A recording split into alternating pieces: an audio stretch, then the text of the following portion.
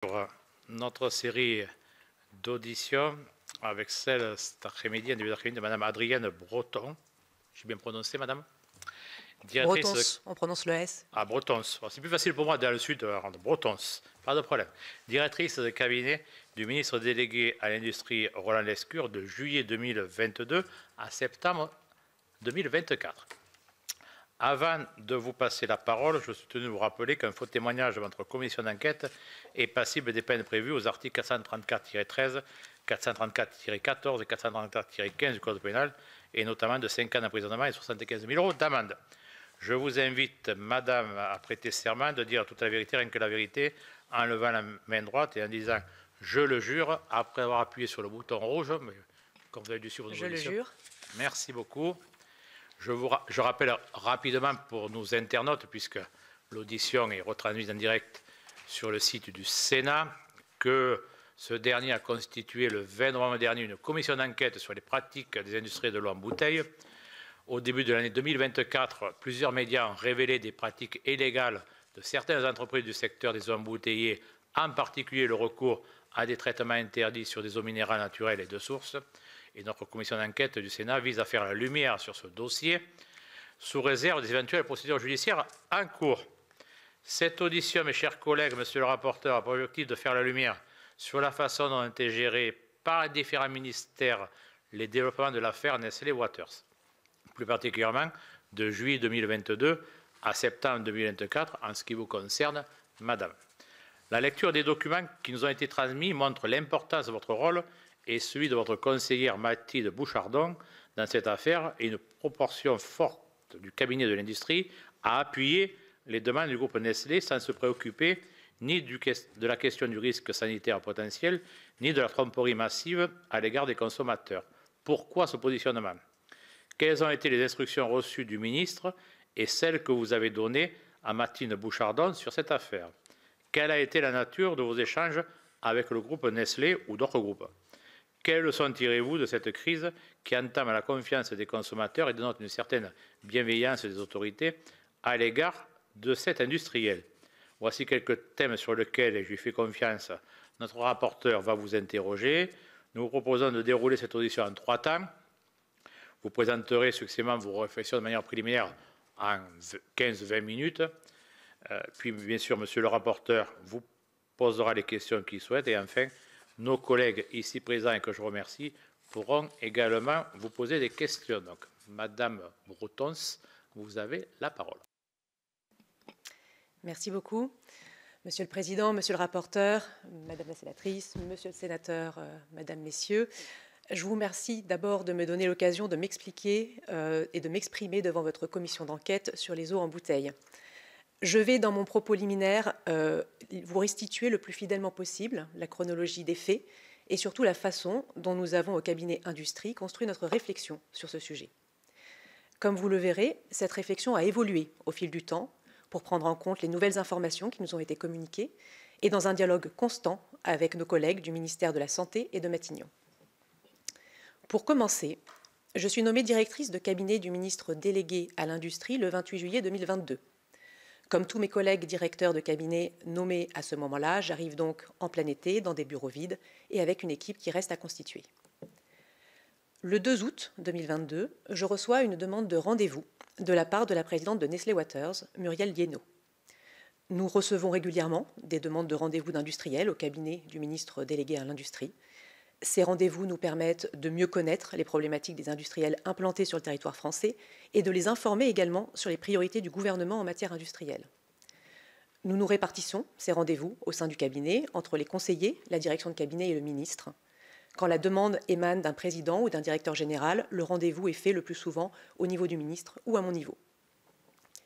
Le mail de demande de rendez-vous mentionne un rapport de l'IGAS qui serait en cours de finalisation.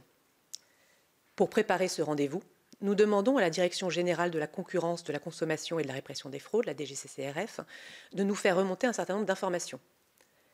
Nous découvrons à cette occasion que la DGCCRF et les autres cabinets du ministère de l'Économie n'ont pas le rapport en question.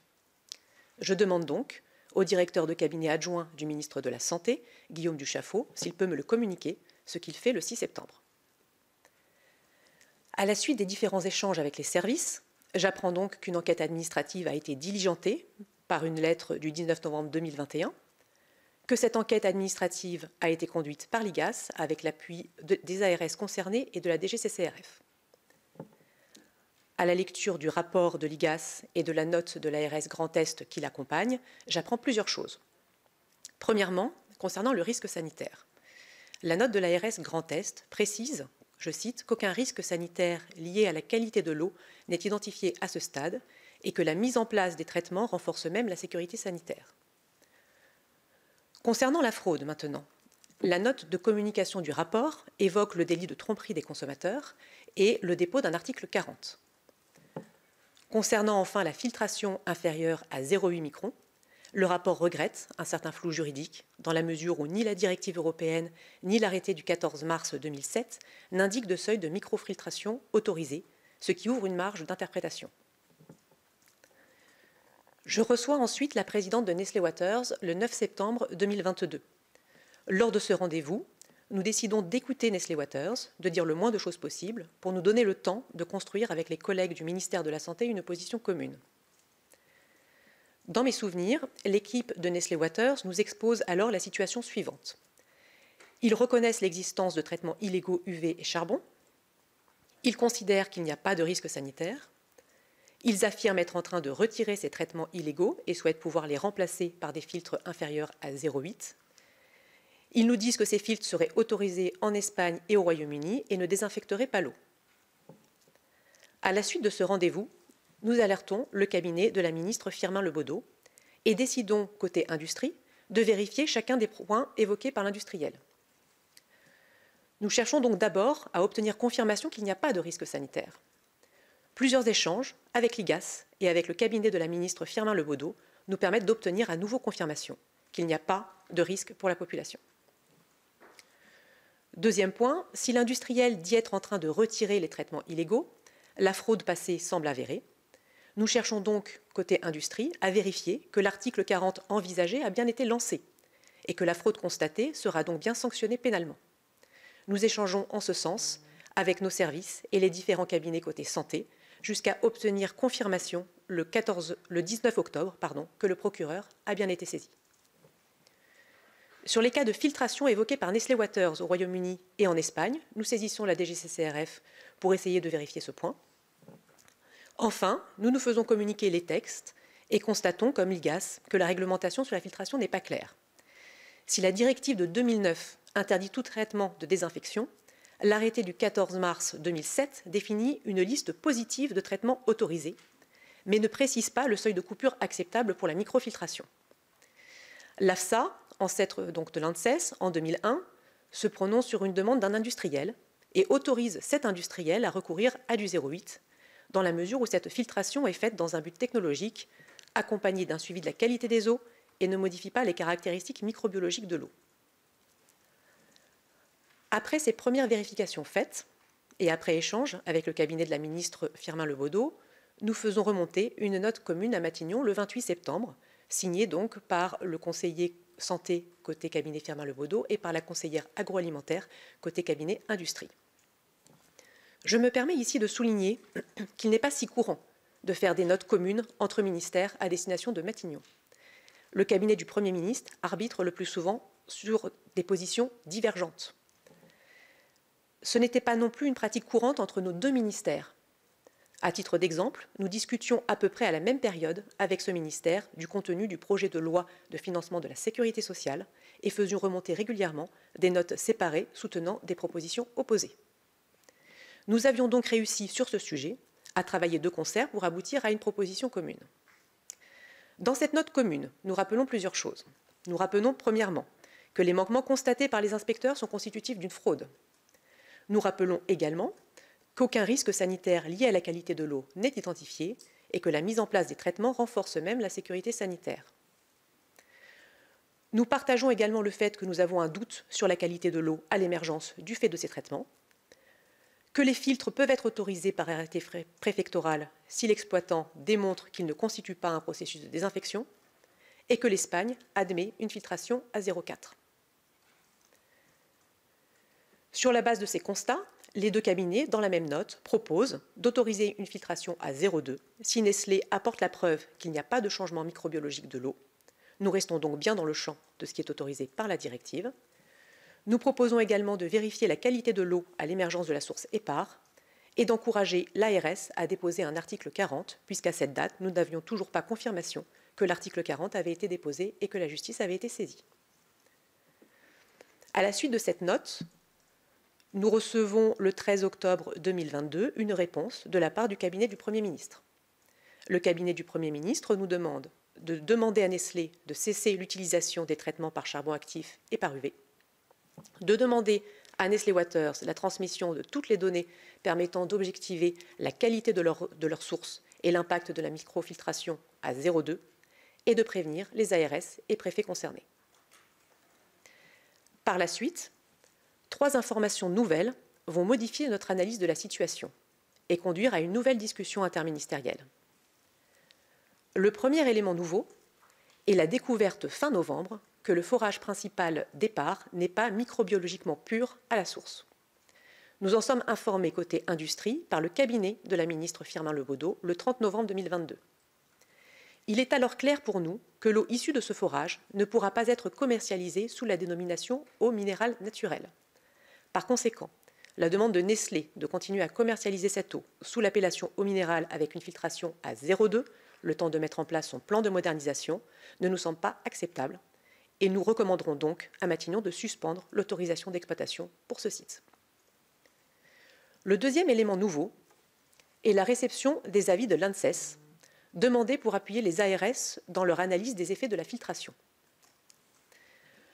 Le premier avis du 16 décembre 2022 rappelle l'état du droit, rappelle également l'avis rendu sur le 0,8 et cite enfin des études scientifiques indiquant qu'une partie de la flore bactérienne naturellement présente dans les eaux souterraines peut bien ne pas être retenue par des filtres à 0,2.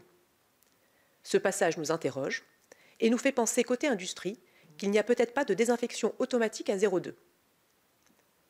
Un mois plus tard, le 13 janvier 2023, l'ANSES nous envoie un avis modifié qui précise que dans le cas d'épars, la filtration à 0,2 constitue une action assimilable à une désinfection. L'ANSES effectue ce constat sur le cas spécifique d'épars. Nous comprenons de ces avis et de celui de 2001 que l'impact sur le microbisme de l'eau est à regarder au cas par cas, dans la mesure où l'ANSES ne fait pas une réponse à portée générale sur l'impact de la filtration inférieure à 0,8. C'est là, à mon sens, un aspect important de ce dossier. Nous avons cherché à établir une règle nationale, générale, en nous appuyant sur l'expertise de l'ANSES. Et nous nous sommes rendus compte, à la suite de ces avis, que l'analyse de la désinfection ne pouvait être faite que localement, au cas par cas, par les ARS, et le cas échéant, avec l'appui de l'ANSES. Enfin, troisième élément nouveau pour nous, ce troisième élément nous est communiqué par l'IGAS le 9 février 2023. Nous découvrons alors qu'un grand nombre d'arrêtés en France autorisent la filtration inférieure à 0,8 et que certains arrêtés autorisent même explicitement la filtration à 0,2. Le 16 février 2023 a lieu une nouvelle réunion à Matignon pour échanger sur le dossier. Sur la base de ces derniers éléments, nous aboutissons à une position commune avec le cabinet de la ministre Firmin Lebaudot, qui est celle retracée dans le bleu. Nous préconisons de retirer la qualification d'eau minérale naturelle au forage principal d'épars. Nous préconisons d'autoriser à titre temporaire, dans l'attente d'une clarification de la directive, une microfiltration inférieure à 0,8 dans un but uniquement technologique. Le compte-rendu de cette réunion est rédigé par le cabinet de la ministre Firmin Lebaudot. Sur cette base, Matignon envoie un projet de décision par mail et demande aux cabinets concernés de faire part de leurs observations. Le cabinet du ministre de la Santé propose quelques amendements. Nous répondons, côté industrie, que nous sommes d'accord avec les amendements proposés par la Santé. Ce texte deviendra donc le bleu publié le 24 février. Voilà donc les faits tels que je les ai connus. Et mesdames les sénatrices, messieurs les sénateurs, je vous remercie pour votre attention et me tiens maintenant à votre disposition pour répondre à vos questions. Merci beaucoup, Madame la directrice, pour vos propos préliminaires qui, j'en fais pas doute, vont faire rebondir notre rapporteur à qui je laisse tout de suite la parole. Merci beaucoup, Monsieur le Président. Merci, Madame Bretons, pour ces premiers éléments. Bretons, je crois que j'ai dit Bretons. Voilà. Pardon, ouais, je vais essayer d'être un peu plus sudiste. Non, peut-être pour commencer, vous remercier de la précision de vos propos, et je vais essayer moi aussi du coup de suivre un déroulé un petit peu chronologique des faits pour bien comprendre les choses. Si vous voulez bien, on aura plutôt des échanges en questions-réponses plutôt que de longues questions de ma part sur plusieurs pages pour essayer d'avoir les éléments les plus précis. Peut-être d'abord sur le moment de la rencontre, ou le moment où vous découvrez le dossier. Est-ce que, avant même que vous ayez reçu disons cette demande de Nestlé Waters, cette sollicitation en vue d'un rendez-vous, vous aviez été briefé par votre prédécesseur d'une manière ou d'une autre sur ce dossier, ou c'est cette demande qui déclenche votre votre prise de connaissance du dossier? Je n'avais pas connaissance de ce dossier avant la demande de rendez-vous, et donc c'est bien effectivement cette demande de rendez-vous et notamment la mention du rapport de l'IGAS qui attire notre attention et qui fait que nous préparons ce rendez-vous en amont, bien plus que nous ne le faisons pour d'autres rendez-vous. Je pense que c'est la mention du rapport de l'IGAS qui nous alerte. D'accord. Et peut-être revenir sur le contenu de ce rendez-vous, puisque Nestlé, donc on est le 9 septembre 2022, c'est bien cela. Voilà. Pour bien comprendre, vous avez été très précise, vous avez expliqué qu'il vous informe de l'existence de traitements illégaux, il vous explique leur demande sur ce qu'ils souhaiteraient obtenir de l'État du point de vue des dérogations. Moi, j'ai une première question. Vous disiez tout à l'heure, nous avions, à ce moment-là, est-ce que dans l'échange avec eux, vous allez un cran plus loin et vous demandez depuis quand ces traitements sont-ils mis en place?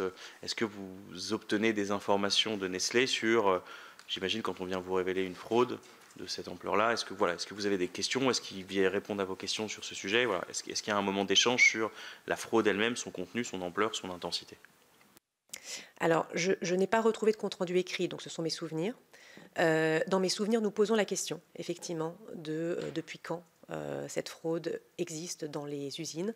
Et il me semble que ce qu'ils nous disent, c'est qu'ils ne savent pas eux-mêmes, ce qui semble suggérer qu'ils ont récupéré ces sites et que les filtres étaient déjà établis, et ce qui pose des questions sur le contrôle du coup qu'ils ont pu faire de ces installations. Mais donc non, nous n'obtenons pas de réponse à la question depuis quand ces filtrations illégales étaient installées. D'accord. Et quelles informations, si vous pouvez rentrer un petit peu dans le détail, vous obtenez lors de ce rendez-vous? Qu'est-ce qui vous est dit? J'ai pas retrouvé mes notes, donc je vous ai dit mon souvenir dans mon propos liminaire, qu'il y avait des filtrations UV charbon, qu'ils considèrent que l'eau ne représente pas de risque pour la population, qu'ils veulent les retirer et les remplacer par des filtres à 0,2. Ils pensent qu'en Espagne, ils nous disent avoir des informations comme quoi en Espagne et Espagne et Royaume-Uni, pardon, il y a effectivement des filtrations inférieures à 0,8. Je pense que c'est l'essentiel de ce que je vous ai dit. D'accord. Et est-ce qu'il évoque quand même, dans le cadre d'un retrait, un risque de pollution? Enfin, non. Parce qu'il ne vous explique pas ce que engage le fait de retirer les traitements. Dans mon souvenir, encore une fois, non. Ils évoquent, ils semblent dire que la filtration à 0,2 leur permet de respecter le cadre pour faire des eaux minérales naturelles, tout en préservant la santé des consommateurs. D'accord. Et vous nous disiez tout à l'heure, après cette réunion, vous avez un échange avec le ministère de la Santé. Est-ce que vous avez un échange aussi côté ministère de l'Environnement et côté ministère de la Consommation ou pas? Parce que la consommation, pour le coup, est impactée quelque part au premier chef. Nous n'avons pas d'échange avec le ministère de l'Environnement sur ce sujet. Et pour ce qui est des échanges avec le cabinet consommation, nous en avions eu avant pour récupérer des informations préparatoires pour le rendez-vous. Je ne sais plus si nous avons un échange juste après. C'est probablement un dossier qui était évoqué par moi lors des réunions de directeurs de cabinet au sein de Bercy que nous avions chaque semaine. Mais je ne me souviens pas avoir eu d'échange approfondi avec les cabinets concernés. D'accord. peut-être pour bien comprendre, un des éléments importants qui ressort de la note que vous évoquiez tout à l'heure de Madame Bouchardon et de Monsieur Pierre Breton, qui est une note conjointe. Vous évoquiez le fait que c'était pas si fréquent que cela et que des positions soient arrêtées et partagées ensemble. Vous évoquez un point que vous avez évoqué d'emblée dans la réunion comme un point essentiel. Vous évoquez le fait que la microfiltration à 0,2 micron, à condition que l'industriel apporte la preuve de l'absence de changement de microbisme de l'eau, vous semble pouvoir être autorisé. Ma question, c'est est-ce que vous avez eu, d'une manière ou d'une autre, des éléments vous permettant de dire que cette absence de modification était prouvée? Parce que nous, tous les éléments que nous avons au dossier, je veux dire par là ce qui nous est remonté par la directrice générale de l'ARS, et je crois qui a été mis entre vos mains à un moment et qui explicite de manière très claire, Madame Quéré, je vous lis le passage, les UV seront enlevés ou ont été pour partie seulement déjà enlevés, mais Nestlé les remplace systématiquement par des filtres à 0,2, là encore au motif de la sécurité sanitaire.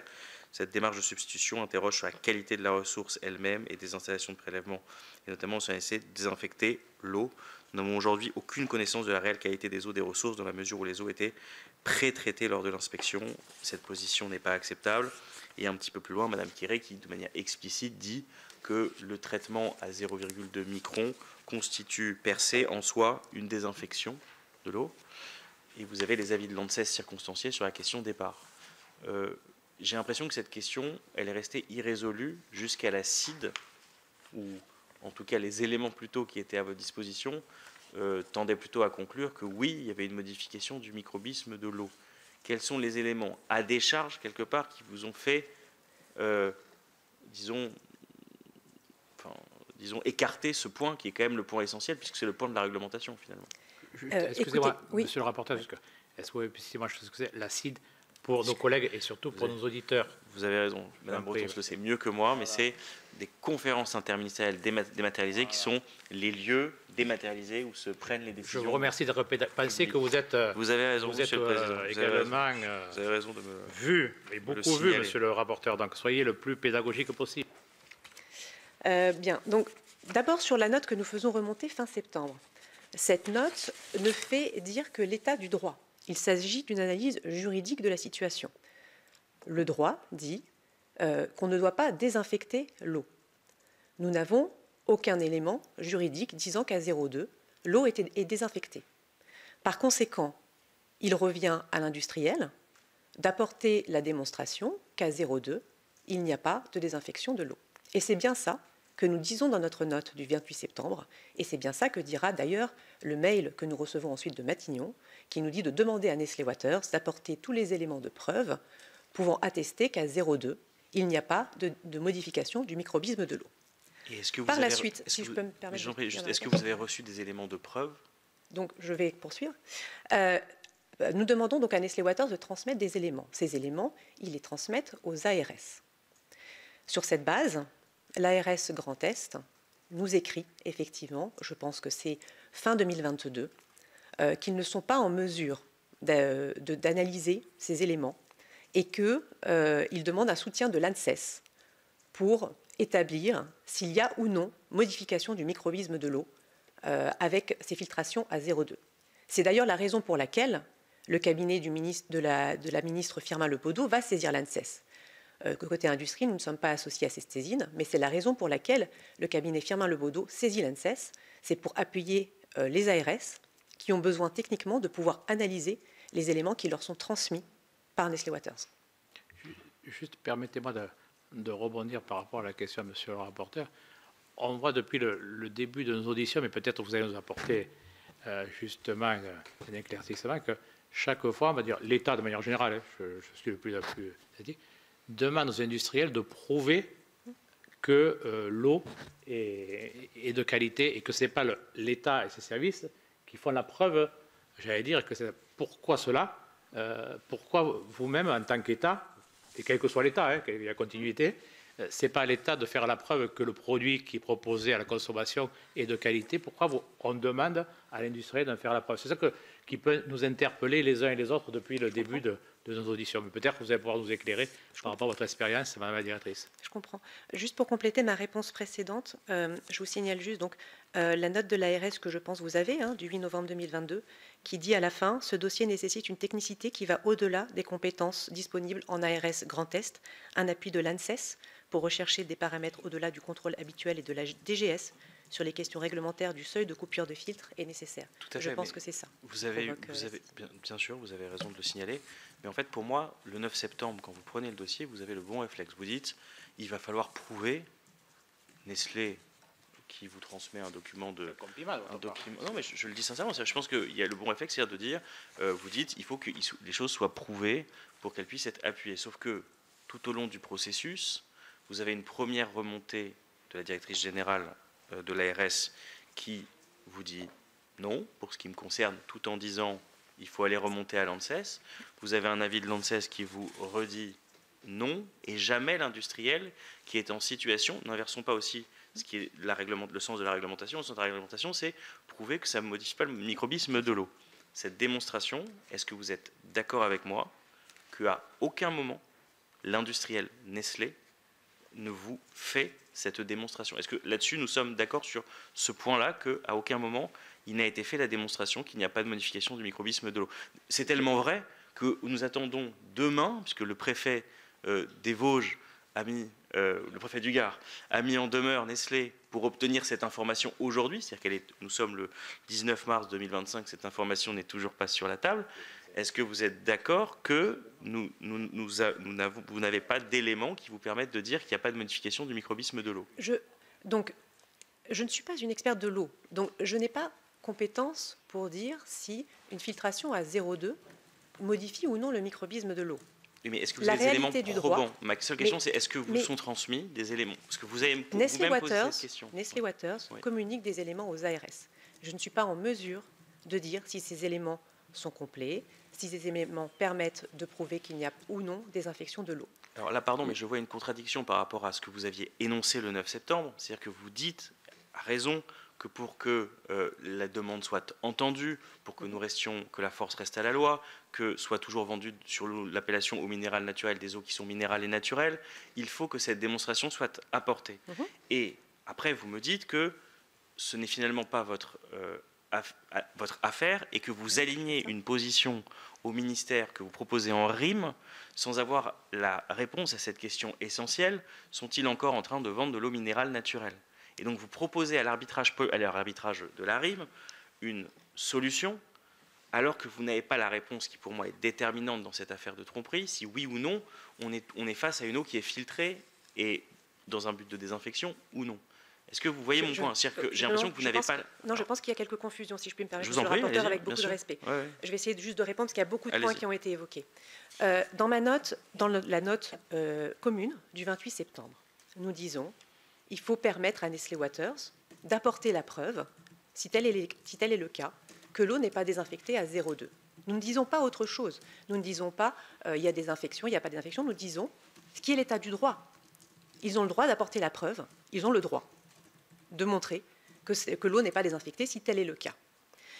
Pour cela, on s'appuie sur l'avis de l'ANSES, enfin de l'AFSA, de 2001. 2001, l'AFSA rend un avis sur un cas particulier. C'est un industriel qui saisit l'AFSA et qui demande: AFSA, est-ce que vous pouvez me confirmer qu'à 0,8, sur la base des éléments que je vous ai communiqués, il n'y a pas de désinfection? Donc nous essayons là de reproduire ce qui s'est passé en 2001 pour un cas particulier d'un industriel qui a été autorisé à mettre en place une filtration à 0,8. Nous appliquons le même raisonnement. À partir de là, Matignon nous dit: très bien, faisons comme ça et demandons aux experts de récupérer les éléments de Nestlé et de les analyser et de nous dire s'il y a ou pas désinfection. Les experts nous semblent à ce moment-là être les ARS, qui, je le rappelle, sont sous la tutelle du ministère de la Santé. Il se trouve que les ARS nous écrivent, de ce que je comprends ensuite, pour nous dire: on a besoin d'un appui technique. C'est pour ça qu'on ressaisit l'ANSES.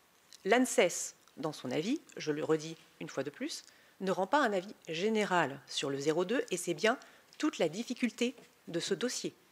L'ANSES, dans son avis, complémentaire par ailleurs, dit que sur le cas départ, la filtration à 0,2 est une désinfection. C'est une information qui, de toute façon, n'a pas beaucoup de conséquences, vu qu'à ce moment-là, nous savons que la source épars n'est pas pure à l'origine, et donc elle ne peut plus être une eau minérale. Mais l'avis de l'ANSES n'est rendu que sur le cas d'épars. Ce n'est pas une règle générale sur le 0,2, comme nous espérions peut-être la trouver. Pour aller un peu plus loin, monsieur le rapporteur, parce que je sens votre question. Non, mais j'aimerais quand même, si vous me permettez. Allez, je vous en prie. Je pense que derrière ce que vous me posez là, il y a une autre question, donc je vais peut-être anticiper sur la question suivante, qui est finalement, pourquoi est-ce que vous n'avez pas dit pas de 0,2, point? C'est peut-être ça la question. Pourquoi est-ce qu'on n'a pas dit, bah écoutez, non, pas de 0,2, on n'est pas sûr, donc dans le doute, on dit non. Pourquoi on n'a pas fait ça? Parce qu'en fait, on applique le droit. Et que l'industriel aurait été dans son droit de nous dire, vous appliquez une règle qui n'est pas conforme à la directive communautaire. Vous ne nous avez pas laissé la possibilité de démontrer que nous ne désinfections pas l'eau. Et donc, nous sommes là pour appliquer le droit, nous ne sommes pas là pour tordre le droit. Et donc, l'industriel aurait pu nous attaquer pour nous dire, vous nous interdisez de faire du 0,2, alors que nous, on s'est prouvé qu'il n'y a pas de désinfection.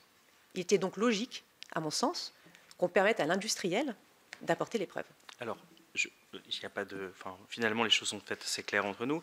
Pour moi, je n'ai qu'un problème avec ce que vous venez de dire, qui est le problème que j'énonçais tout à l'heure lorsque je vous ai posé la question et que vous ne m'avez pas répondu par oui ou par non, ce qui, à mon avis, est une réponse qui appelle un oui ou un non. C'est est-ce que oui ou non, ils ont apporté la preuve, vous voyez, je ne mets même pas en cause le fait de leur demander, est-ce que oui ou non, ils ont apporté la preuve que le 0,2 constituait pas une filtration de l'eau et une désinfection de l'eau?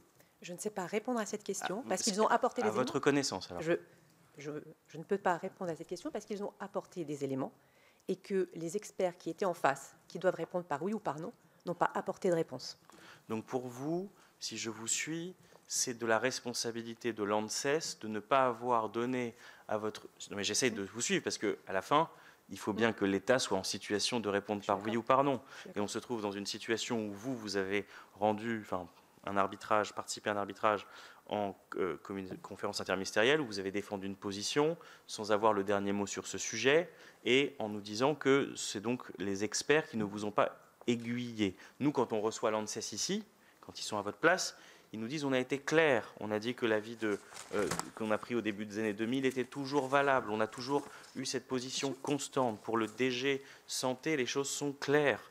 Donc moi, ma question, c'est ce qui me semblait appeler, c'est-à-dire que s'il n'y avait pas de si les choses n'étaient pas prouvées, je rappelle que la microfiltration est une possibilité dérogatoire ouverte par la directive. Et donc, il faut prouver les choses. On ne peut pas avoir... Tout à fait.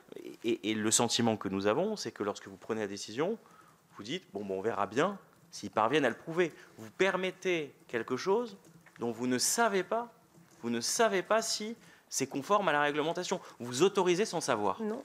Ah bah, excusez-moi, pour le coup, la CID dit quoi? La CID dit accompagner Nestlé dans son plan de transformation pour accepter des seuils de coupure sous 0,8. C'est bien ce que dit la CID. La CID reprend l'état du droit, c'est-à-dire, effectivement, on autorise à faire du 0,8, mais dans le respect, bien évidemment, des textes communautaires. Et donc, effectivement, à descendre en dessous du 0,8 dans la limite où l'industriel apporte la preuve qu'il n'y a pas de désinfection de l'eau. Preuve qu'il n'a pas apporté.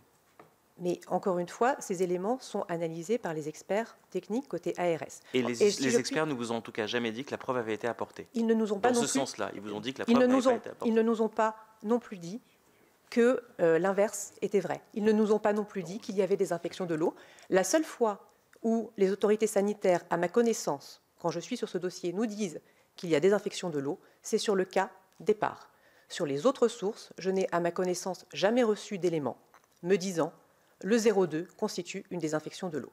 Et par ailleurs, monsieur le rapporteur, si je puis me permettre, lorsque vous avez auditionné l'ANSES, vous avez posé une question effectivement très claire, qui est, alors que je ne retrouve pas tout de suite, mais qui est, est-ce que ça modifie le microbisme de l'eau?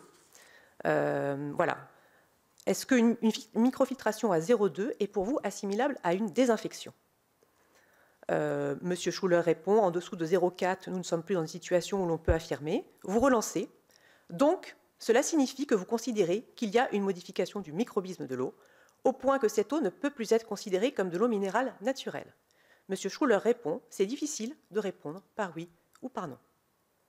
Donc, à partir du moment où les experts, dont je ne fais pas partie, nous disent On ne peut pas répondre de façon générale sur le 0,2. On peut répondre dans des cas particuliers. Dans le cas d'EPAR, on répond sur ce cas particulier qu'il y a filtration et qu'il y a désinfection de l'eau. Nous suivons ce que nous disent les experts. Donc sur EPAR, on a une réponse claire. Il y a désinfection de l'eau. Et donc, notre décision est claire. EPAR ne peut plus être, le forage d'EPAR concerné, ne peut plus commercialiser de l'eau minérale. Sur les autres sources, je n'ai, à ma connaissance, pas reçu d'éléments nous disant le 0,2 constitue une désinfection de cette eau. Permettez-moi juste de rebondir par rapport à cet échange que je trouve intéressant entre vous-même, Madame Breton, et Monsieur le rapporteur, puisque vous avez parlé un peu de la situation juridique. N'aurait-il pas fallu saisir à ce moment-là la Commission européenne et surtout après avoir eu un avis de l'Agence sanitaire européenne? Est-ce que ça a été fait? Et si ça n'a pas été fait, pourquoi? C'est effectivement ce que préconise le bleu, issu de la consultation interministérielle de début 23. Et c'est effectivement la conclusion à laquelle on arrive, après avoir peut-être un peu perdu du temps dans des allers-retours entre le local et le national pour savoir où pouvait être établie la loi. C'est là, en fait, que nous comprenons que cette loi n'est pas claire et que probablement, elle est difficile à mettre en œuvre. Et que donc cette difficulté de mise en œuvre de cette norme par nos experts nécessite probablement qu'on en rediscute au niveau européen. Et donc le bleu, effectivement, précise que le SGAE doit lancer une discussion avec les autres États membres en ce sens. On résume, décision interministérielle qui débouche sur un bleu qui préconise justement cette saisine, on va dire, de la Commission européenne, etc. Ma question est, est-ce que ça a été fait après, à votre connaissance? Comme vous le savez, le SGAE est rattaché au service du Premier ministre. Donc je n'ai pas de lien particulier. Donc à votre connaissance. Je ne sais pas vous dire. Donc il faudra voir quelqu'un qui est proche à l'époque de la Première ministre. C'est le service du Premier ministre. Du service Premier, mais à l'époque c'était la Première ministre. Si la Première ministre, tout à fait, voilà, Madame Borne. Et donc son directeur de cabinet était Monsieur Rousseau, tout à fait, qui a été ministre de la Santé et que nous allons auditionner dans quelques jours. Donc notez bien, Monsieur le rapporteur, que peut-être il faudra lui poser la question. Mais je vous fais confiance. C'est noté, Monsieur le Président. Merci, vous avez évoqué la question du SGE. En tout cas, pour ce qui est des questions européennes, à la fois la Commission, de manière postérieure, a clairement indiqué que pour elle, le 0,2 micron constituait une désinfection. Peut-être que le fait de la questionner pendant l'année d'instruction aurait permis d'avoir une réponse. Par ailleurs, en tout cas pour ce que vous en savez, ce qui est rapporté par Madame Bouchardon, qui sollicite la DGCRF, je crois, sur ces questions, la DGCRF lui fait part le 10 janvier 2023 d'un échange au niveau de l'UE sur ce point et conclut « On est très au-dessus des 0,4 et donc a fortiori au-dessus des 0,2 microns ». 2 jours plus tard, le 12 janvier, Mathilde Bouchardon note « Donc vous n'avez pas retrouvé de CR où la Commission aurait explicitement autorisé la microfiltration à 0,4, si je comprends bien ».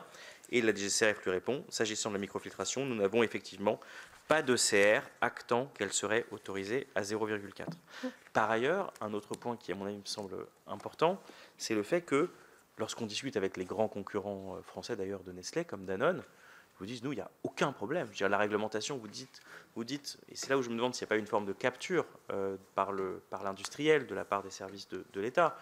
En fait, il n'y a que Nestlé pour qui ça pose un problème. C'est-à-dire que quand vous écoutez Danone, Danone vous dit, les choses sont très claires pour nous, on a toujours fait du 0,8, c'était l'avis de l'AFSA, c'était l'avis de l'ANSES, et on n'a jamais eu de problème avec ça. Alma a eu des problèmes. Alma a eu des problèmes, vous avez raison, mais je ne crois pas sur ce type de filtre. Mais, donc c'est, à mon avis, un point important. Donc voilà, ma question, c'est, on a l'impression qu'en fait, si vous voulez, côté européen, quand vous cherchez à avoir des réponses, on vous dit plutôt non, ce que je viens de retracer comme échange avec Madame Bouchardon. Côté ANSES, on vous dit plutôt non. Côté ORS, on vous dit plutôt non. Et la réponse, c'est plutôt oui.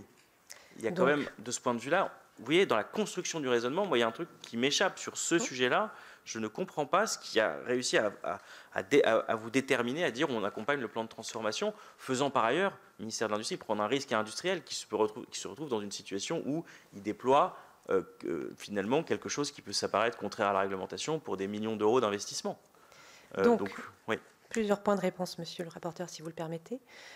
Effectivement, donc, lorsque nous voyons Nestlé Waters, ils nous disent qu'il y a des filtrations inférieures à 0,8 au Royaume-Uni et en Espagne.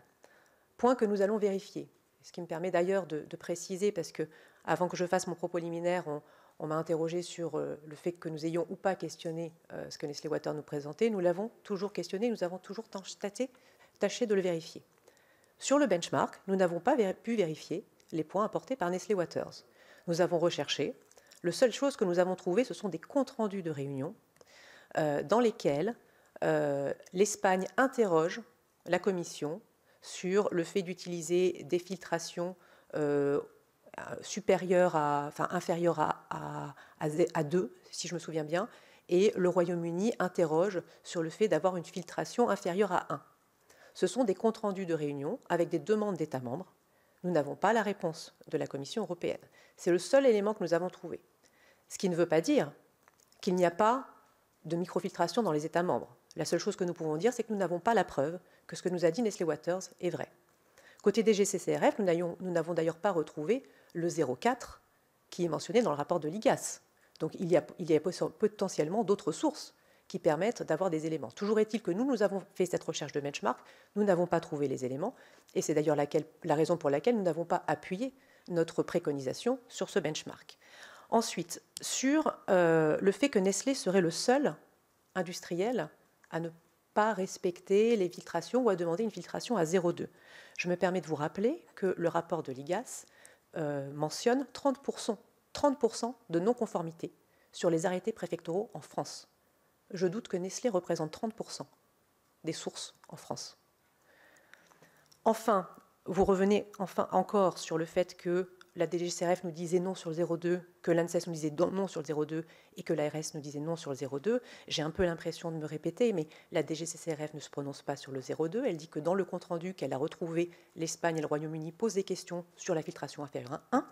Je rappelle que l'ARS dit sur le 0,2, je ne sais pas évaluer, j'ai besoin d'un appui de l'ANSES. Et je rappelle enfin que l'ANSES ne répond que sur le cas particulier départ, en disant sur le cas particulier départ, la filtration à 0,2 est constitutif d'une désinfection. Donc, monsieur le rapporteur, je n'ai pas d'éléments à ce moment-là, au moment de la décision, qui me permettent de dire que dans tous les cas, le 0,2 est une désinfection. Oui, mais est-ce que vous êtes d'accord qu'au moment où vous prenez cette décision, ce n'est pas à vous d'apporter la preuve que dans tous les cas, ça ne constitue pas une désinfection? C'est à l'industriel de vous prouver, ou bien au service de l'État de l'avoir fait, mais en aucun cas, le fait que vous n'ayez pas la preuve que peut vous amener à prendre cette décision. Il faut que justement, parce que l'industriel ne vous a pas fait la preuve que, vous soyez protecteur du droit des consommateurs, que vous soyez protecteur de la réglementation. Et à ce moment-là, rien ne peut vous conduire, me semble-t-il, à aller vers une position d'accompagnement du plan de transformation. Et vous disiez, l'ARS se bornait à dire nous avons besoin d'appui technique. Moi, je vous cite la directrice de l'ARS, Madame Quéré. Si la filtration à 0,2 micron n'enlève pas tous les micro-organismes, la flore microbienne est indéniablement fortement diminuée. Il s'agirait donc bien d'une désinfection, ce qui n'est pas autorisé. C'est une phrase quand même relativement claire dans ce qui vous a... Vous noterez que cette phrase est au conditionnel, n'est-ce pas? Et que cette note se termine par une demande d'appui technique de l'ANSES. Mais pour le reste, sur le raisonnement, sur la construction du raisonnement. Je vais donc revenir sur la construction du raisonnement, mais j'ai un peu l'impression de me répéter. Donc, effectivement, nous n'avons pas de preuve que le 0,2 n'est pas une désinfection. C'est pourquoi l'acide et le bleu issu de cette cide se cantonnent à dire il faut que l'industriel puisse apporter la preuve et que les autorités locales puissent évaluer.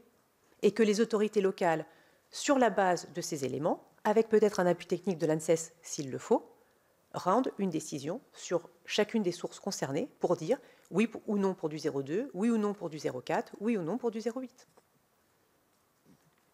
D'accord, bon, je vois le désaccord que nous avons et je pense que nous avons un désaccord qui perdurera sur cette question. Peut-être des questions complémentaires sur la relation avec le cabinet santé. Ce qui est très étonnant pour nous, c'est que le cabinet santé a une position orthogonale, en tout cas la position qu'il prend dans le cadre de l'ACID, une position orthogonale à celle du directeur général de la santé. Est-ce que vous, les notes de M. Salomon à l'occasion de l'examen du dossier, vous était-elle parvenue ou pas du tout? Dans ce cadre-là, vous avez seulement les éléments partagés par la santé. Et est-ce que vous avez compris quel a été le raisonnement qui a amené le cabinet santé à adopter une position qui était finalement très proche de celle du ministère de l'Industrie et contraire à celle de son administration? Je pense que vous parlez du cabinet Firmin-Lebaudot. Oui, pardon, excusez-moi. Oui, bien sûr. Nous n'avons pas connaissance des notes du directeur général de la santé, ce qui n'est pas anormal parce qu'il écrit à son cabinet. Oui. Donc nous, nos interlocuteurs étaient le cabinet de la ministre, avec qui nous avons eu des échanges tout au long de ce dossier et avec qui nous avons réussi à avoir des positions communes, ce qui, comme je le disais dans mon propos liminaire, n'est pas si courant, en fait, et n'est pas si courant de façon générale, et n'est pas si courant entre industrie et santé, sur lesquels nous avons d'autres sujets, sur lesquels nous sommes souvent sur des positions très différentes. D'accord. Peut-être aussi pour comprendre l'environnement, est-ce que vous avez, dans ces discussions, à un moment des discussions avec l'Élysée, avec M. Blonde, avec M. Kohler, comment les arbitrages se construisent? Par exemple, est-ce que côté industrie, cette discussion sur la décision qui est prise en CID, vous l'endossez complètement, la décision, ou bien c'est vu avec votre ministre, voilà, sur la manière dont la décision est fabriquée? Est-ce que vous pouvez nous dire ce qui est de l'ordre de votre décision? Pourquoi vous, sur ce sujet, vous décidez ou pas de remonter au ministre? Qu'est-ce qui fait que vous faites cet arbitrage-là? Est-ce qu'on peut avoir un retour là-dessus? Merci beaucoup. Donc sur les échanges avec l'Élysée, nous avons eu des échanges sur ce sujet avec Victor Blonde, mais je pense dans le cadre de ses fonctions côté Matignon, vu qu'il était conseiller partagé. Je n'ai pas souvenir d'avoir eu le moindre échange avec Alexis Kohler sur ce sujet, que ce soit par écrit ou lors des réunions qu'on avait en petit comité. Vraiment, je ne pense vraiment pas je ne pense même pas qu'on l'aurait évoqué avec lui, à vrai dire. Donc uniquement des échanges avec Victor Blonde. Pour ce qui est des échanges avec le ministre, donc si je me souviens bien de la chronologie des faits, nous faisons une première note au ministre début septembre, avant même de rencontrer Nestlé Waters, sur le sujet des eaux minérales et donc de l'enquête qui a été lancée côté DGCCRF. Et dans ce cadre-là, nous mentionnons les deux minéraliers, donc Nestlé et Alma, qui ont reconnu ou sur lesquels il y a un soupçon de fraude. Donc ça, c'est une première note d'information.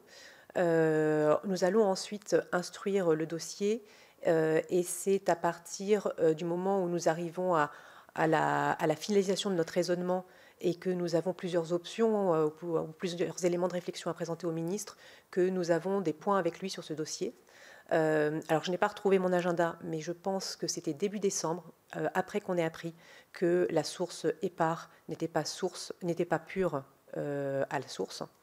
Et donc, à partir, je pense, de décembre jusqu'à l'acide, nous avons plusieurs points avec le ministre pour lui partager les éléments et construire avec lui la position que nous allons porter à Matignon. D'accord, donc sur les questions de microfiltration, il était aussi en accord pleinement avec la décision et c'est ensemble que vous l'avez portée? On a construit avec lui la position et nous avons porté à Matignon une position qu'on avait construite ensemble avec lui et les membres du cabinet concernés. D'accord, je vous remercie. Alors, peut-être avant, M. Qualifié qui voulait poser des questions.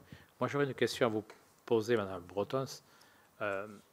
On a beaucoup parlé du ministère de la Santé, donc de la Direction générale de la Santé, des ARS, puisque, et je partage votre point de vue en disant, pour moi, enfin, je parle qu'à titre personnel, je pense que dans nos auditions, on a bien vu que le risque sanitaire quand même n'était pas avéré par rapport à tout ce qu'on a pu entendre, notamment, et je fais entièrement confiance au DGS de lors de son audition, qui a été très clair, et je crois que sa parole a pour nous été instructive.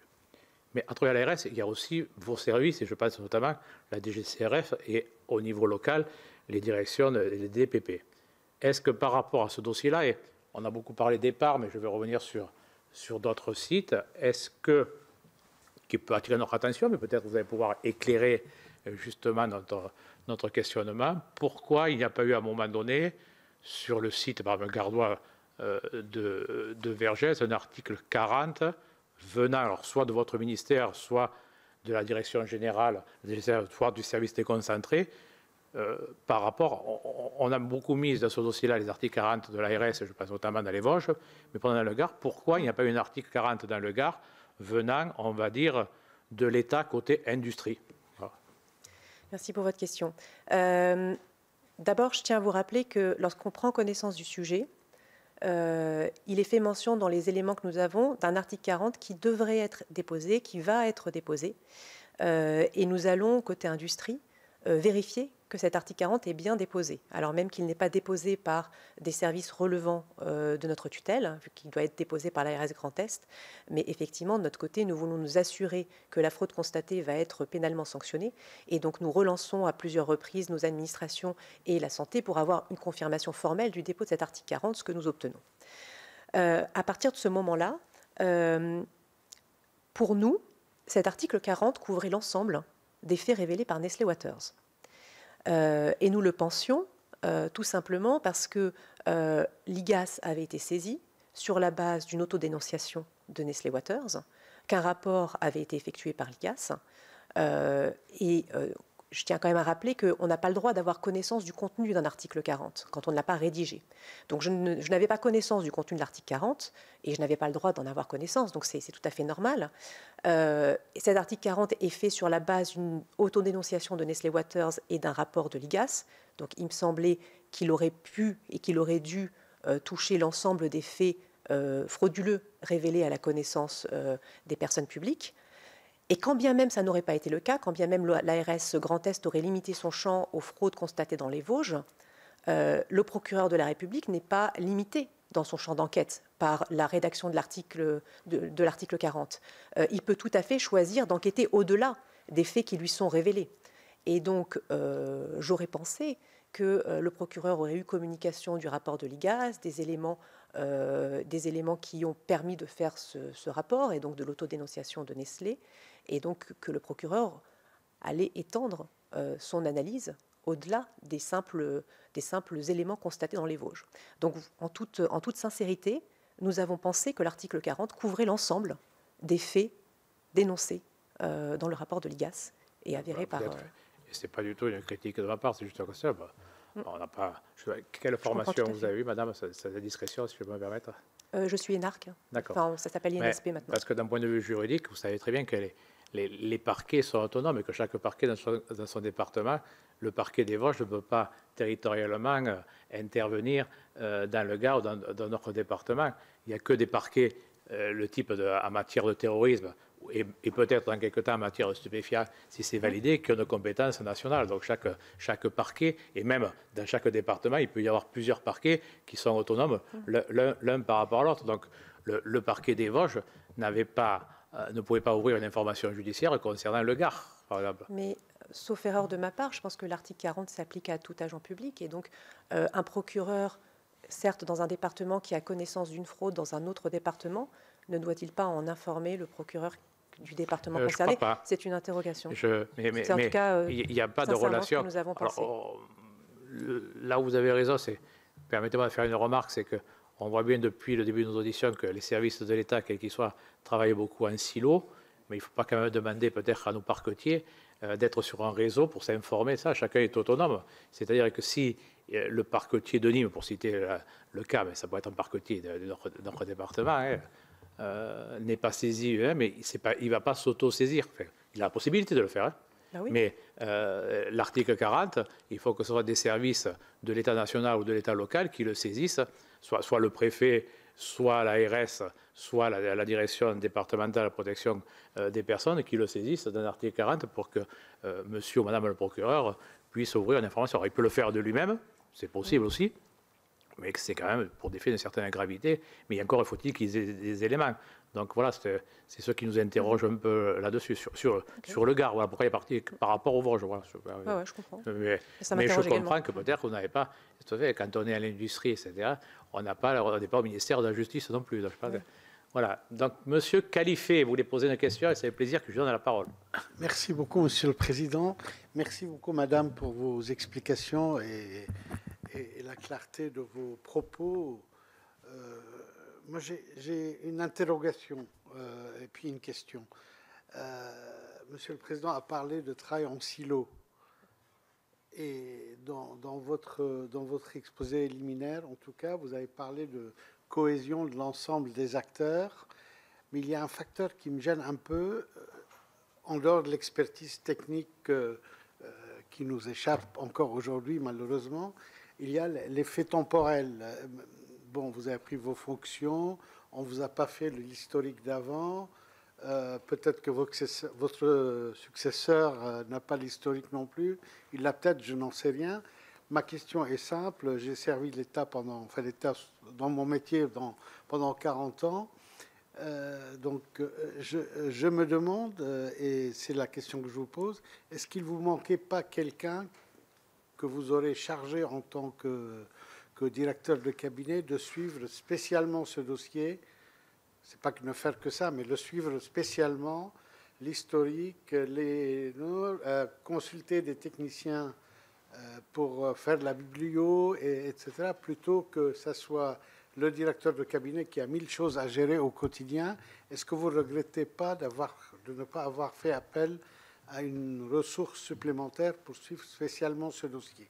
Ça, c'est ma première question, Monsieur le Président. Je peux en poser une autre encore? Très bien.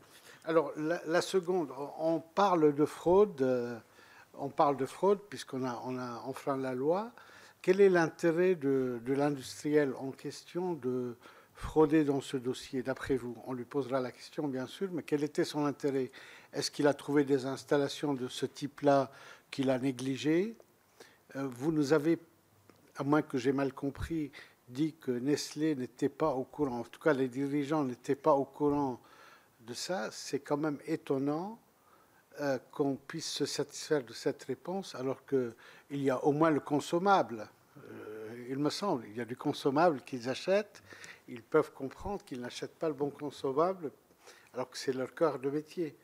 Donc, ça me gêne un peu. Comment vous expliquez l'intérêt de Nestlé de passer outre et de garder ces anciennes pratiques qu'ils ont perdurées? Merci. Merci pour vos questions. Donc sur le premier point... Ne soyez pas très... Oui, vous parlez bien dans le micro. Ah oui, Monsieur Khalifé ne vous en voudra pas de ne pas le regarder, D'accord. même s'il apprécie beaucoup qu'on le regarde. Mais voilà, faites pas de souci. L'essentiel, c'est qu'être le plus audible pour nos... Voilà. Merci beaucoup, Madame Breton. Ça marche. Donc sur le premier point, sur le fonctionnement en silo, ce qui est sûr, c'est que nous, côté cabinet, nous avons toujours essayé de fonctionner en cassant ces silos-là. Pour vous donner un exemple sur ce dossier, nous nous sommes interrogés sur des points qui ne relevaient pas forcément de notre compétence, mais nous avions toujours voulu vérifier que les points sur lesquels nous avions des interrogations étaient bien gérés par les experts concernés par le sujet.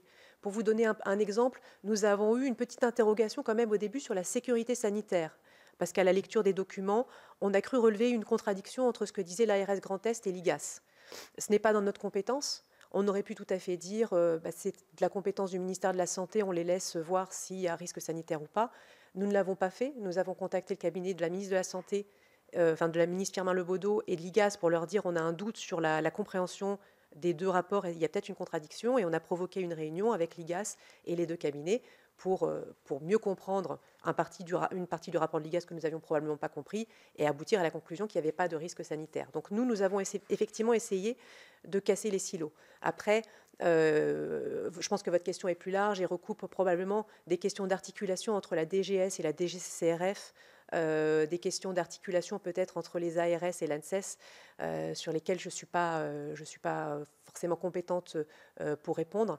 Mais ce que je peux dire, c'est qu'à notre niveau, nous avons toujours essayé de nous assurer que tous les points étaient vus par les personnes qui étaient experts de ces domaines et que nous ne laissions pas perdurer un angle mort, tout simplement parce qu'il n'était pas dans notre champ de compétences.